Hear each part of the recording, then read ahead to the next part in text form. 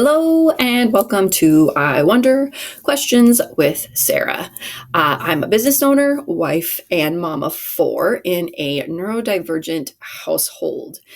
This is part 3 of my series on neurodivergent disorders. And I'm going to be talking about ADHD in girls. If you find this information helpful and you would like to follow along in the series, please go ahead and like and subscribe so that you can see when the next episode drops. You can also find the information from my downloadable list on neurodivergent conditions and supports that we use in our home in the description. So according to the latest statistics, boys are more than twice as likely to be diagnosed with ADHD than girls. 14% of girls who end up with an ADHD diagnosis were incorrectly prescribed antidepressants first, compared to only 5% in boys. The big reason here is because ADHD presents so differently in those who are born female versus those who are male. So I'm going to share some of what we saw with our second born. Who wasn't diagnosed until they were 14 with severe ADHD. But there were definitely some things that we know now were signs or indicators from a young age. We called them our hummingbird. They were tiny, constantly on the move, and into everything. So as a baby, they would roam the house, emptying anything they could get their hands on, any drawer they could open, any cupboard. Always, they would just pull it and toss, toss, toss. As a toddler, they would insist on doing everything their own way. At 4, they started this lovely habit of changing their clothes at random throughout the day. So we would get dressed in the morning and I would turn around 2 hours later and they would be in a completely different outfit. This would happen over and over throughout the day. So you can imagine the joy of that much laundry for a kid who also was a very messy eater. They could not keep their room organized. Didn't matter how many labels with pictures or bins or help that I would set up. Even if how much we pared it down to try to limit the amount of things that were available, it always looked like a tornado had gone through the room. Once they entered school age, it was all about socializing to the detriment of anything that actually needed to be completed or attended to in class. Homework never made an appearance from the school bag when it came home, and their desk at school was constantly overflowing with items that they had gathered from home or during the school day, and it was just falling out all over the place at school. So at school in particular, girls who have ADHD can be harder to spot than boys who traditionally anything that actually needed to be completed or attended to in class. Homework never made an appearance from the school bag when it came home, and their desk at school was constantly overflowing with items that they had gathered from home or during the school day, and it was just falling out all over the place at school. So at school in particular, girls who have ADHD can be harder to spot than boys who traditionally are that out loud, impulsive, hyperactive. For girls, it tends to be more inattentiveness. So some of those more female attributes of ADHD. Quiet inattentiveness is what it's called. So they may be quiet and compliant in the classroom and they look like they're paying attention, but they're actually really struggling to follow along.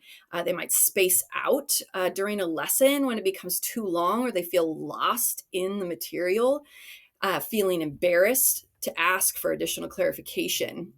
Or they may forget that they needed to ask a question because they weren't sure, and then they just decide to try and figure it out on their own. Perfectionism and anxiety.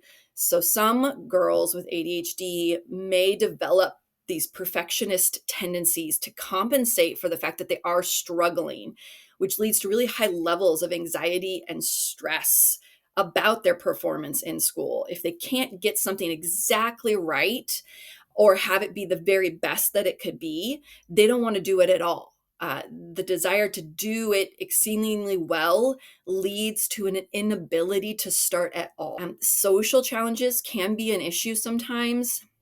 Maybe they have trouble making friends or keeping friends due to the inability to pick up on social cues or impulsivity in what they might say.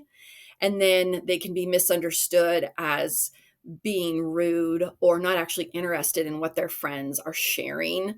The social butterfly, this was our experience. I was the stimulating classroom was so much excitement that these are the girls who are pulled into every conversation. They hear everything that's happening and they want to be a part of it all.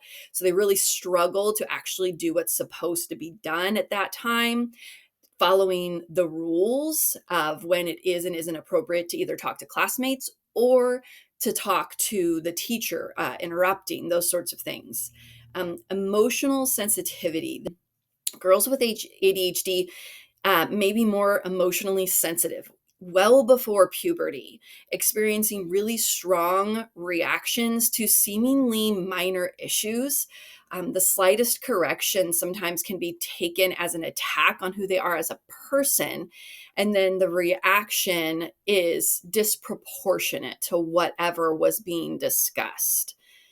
So when young girls go undiagnosed and unsupported, the negative impacts are significant. We witnessed this with our second born.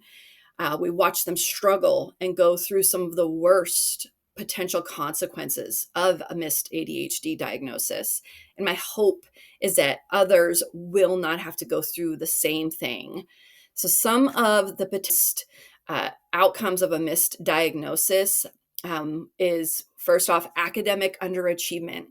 Struggles with concentration and completing tasks can lead to lower grades and lack of confidence in their academic abilities, even if they are highly intelligent, which then limits opportunities moving into the future.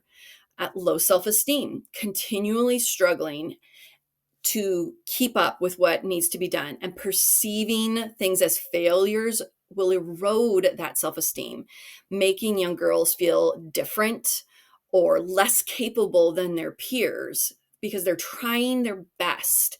They're giving it their all, and it still isn't enough, which will negatively impact so many areas of their life moving forward. Mental health issues. So, undiagnosed ADHD can contribute to anxiety, depression, and other mental health issues as girls struggle to meet the expectations that they can't quite grasp. They're trying so hard, and they're thinking that there must be something wrong with them because they don't have that diagnosis to be able to learn tools. Social isolation, difficulty in those social situations can lead to loneliness and isolation, which then impacts emotional well-being. And that lack of connection due to misunderstandings just reinforce the thought, yet again, I'm broken. There's something wrong with me. And then behavioral issues. So frustration and lack of understanding can lead to behavioral issues, both at home and at school, because these girls are struggling to express and manage their feelings. It may feel easier to skip school than to try and navigate the emotional and mental strain of life with ADHD. So we've gone through this, we've experienced some of this. And now that we have a diagnosis, it's been so incredibly helpful for our teen and for us as their parents to be able to support them properly, and to see them flourish is the most amazing reward. So I hope you find this information helpful to advocate for your child or for a loved one. If you see some of this and you're thinking maybe these things are happening, if you would like that free list of neurodivergent conditions and supports we use, you can find that in the description of the video. And if you liked this video, please check out the other two in the series so far. Like and subscribe. Wishing you so much wellness today. Bye-bye.